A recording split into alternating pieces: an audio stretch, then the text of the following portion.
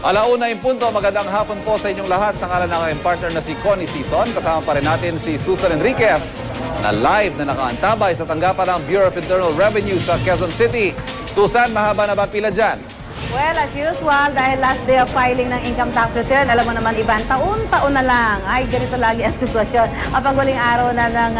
Mahilig sa last minute, ano? Yes. O, mamaya alamin natin, bakit nga ba pagka ganitong last day na saka dumadagsa yung ating mga kababayan? Ito, nakita nyo ngayon, no? Hindi na magkamayaw yung ating mga kababayan. Talagang siksikan na ho sila. Siyempre, kailangan ho lahat ay makapag-file na today dahil wala na nga pong extension ang BIR para sa filing of income tax. Kaya, yung iba nga kanina, alam mo, Ivan, yung madaling araw pa nandito na sila dahil ang sabi nila, ayaw din nila na makapagsiksikan dahil inaasahan na nila yung mahabang pila. Well, ito naman po talaga na sabi nga ng BIR, taon-taon ganito yung sitwasyon. Ano, parang kapag kahuli ng araw, saka pa sila nagdadagsaan na dito. Pero kahit paano, ang nakakatuwa dito, yung mga kababayan natin, medyo natutuwa naman sila doon sa parang ginagawang setup ng BIR para ho maging maayos ang sistema doon ho sa mga mag-file, last day of filing ngayong araw na ito. Ngayon, makakausap po natin si Ginoong Jonas Amora. Siya po ang OIC Regional Director ng BIR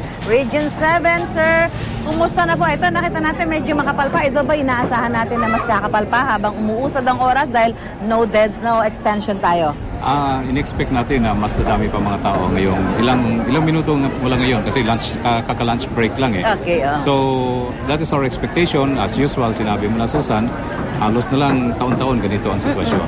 Ano yung nakikita niyong dahilan? Bakit ba parang kung kailan na last day, samantalang January pa lang naman, pwede na mag-file, di ba? Bakit kailangan pa magsiksika? Bakit ganito ang nangyayari? Marami mga dahilan yan. Ang isa siguro sa mga dahilan ay yung isa noon ay yung availability ng funds na pwede pa magamit nila sa operation instead na ibayad agad sa BIR. Pangalawa, mayroon din kasi tayong tinatawag na annual audit ng mga external auditor. Minsan kasi hindi matatapos agad yung pag-audit ng kanilang financial statements para i-file sa BIR. So, karamihang dahilan yun na inaantay nila matapos yung audit before nila ma-file sa BIR ang kanilang correct income tax return kasama ang financial statements. So yung karamihan dito sa nagpa-file ngayon, yung sabi niya mga individual na may mga negosyo. Yes.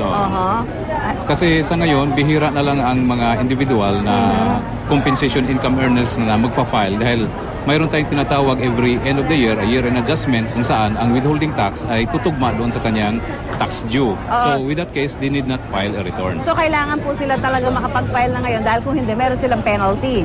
Yes, bukas mayroon na tayong simula na sa pag-impose ng penalty na 25% surcharge plus 20% interest per annum at saka compromise penalty. Okay. So meron naman ho tayong sapat na tao dito ng BIR para mag-assist dito sa ating mga kababayan na talagang pakapal ho ang bilang ngayon? Kumpleto tayo, Susan. Itong mga taong na dito ngayon na naka-yellow shirt, ito yung mga taong sanay na for how many years na gumagawa ng ganitong trabaho. So we are ready. Saka ito maganda ho dito sa kinalalagyan natin ngayon. Ito po yung Region 7 ng BIR. Yung mga district offices, 9 na district offices, iba-ibang lugar ito sa Metro Manila. Pwedeng dumiretso ho dito? 10 district offices covered ng ating rehiyon. Nandito sila, represented sila ngayon. Okay. So yung pwede sila mag-file dito. Yung mga ano po yung 10 na yun na pwede dito? Yung 28 Novaliches, 38 North Quezon City, 39 South Quezon City, 40 Cubao, 41 Mandaluyong, 42 San Juan, 43A Pasig A, 43B Pasig B, then 45 Marikina and 46 Cainta. Ibig sabihin, kung tagaroon kayo doon sa mga binanggit na lugar ni Sir, na 10 lugar yan, pwede kayong dumiretso dito pwede sa mag-file dito. Santiago Corner, Quezon Avenue to file your income tax. Yes, Susan. Okay. Teka lang, Director, meron akong tanong ang ating partner na si Ivan sa studio. Ivan? Yes, Susan, maliban dun sa malaking assistance po na ibinibigay ng ating mga kawani dyan sa mga nagpa-file ngayon, na-imagine ko lang ho kasi napakatindi ng init. Meron ba tayo mga electric fan man lang dyan, sir?